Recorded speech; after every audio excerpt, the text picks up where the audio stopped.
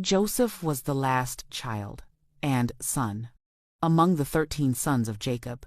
He was the beloved son of Jacob, born to him in his old age through Rachel, the wife he loved dearly. Because of this, Jacob showed Joseph special favor, even gifting him a beautiful coat of many colors. This made his brothers jealous, for they saw how much their father loved him. To make matters worse, Joseph had dreams that one day his family would bow down before him.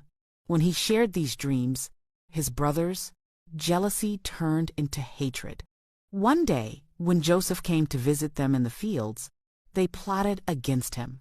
At first, they thought to kill him, but instead, they threw him into a pit and later sold him to traders who took him to Egypt as a slave. They returned to their father with Joseph's torn coat, stained in goat's blood, making Jacob believe his son had been killed by a wild animal.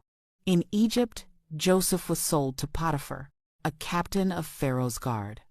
God was with Joseph, and soon he was placed in charge of Potiphar's entire household. But Potiphar's wife falsely accused Joseph of wrongdoing when he refused her advances. Because of this, Joseph was thrown into prison. Even in prison, God's favor rested on him. He gained the trust of the prison keeper and was given responsibility over the other prisoners. In time, Joseph interpreted the dreams of 2 men imprisoned by Pharaoh, the cupbearer and the baker. Just as Joseph said, the cupbearer was restored to his position, while the baker was executed. 2 years later, Pharaoh himself had troubling dreams no one could explain. The cupbearer remembered Joseph and told Pharaoh about him. Joseph was brought before Pharaoh, and by God's wisdom, he interpreted the dreams. 7 years of abundance would be followed by 7 years of famine. Impressed, Pharaoh placed Joseph in charge of storing grain during the good years, making him second only to Pharaoh in all Egypt. When the famine came, it struck not only Egypt, but also Canaan, where Joseph's family lived. His brothers traveled to Egypt to buy food, not recognizing that the powerful ruler they stood before was their long-lost brother. After testing their hearts, Joseph finally revealed himself to them. Overcome with emotion, he wept and embraced them, forgiving them for what they had done.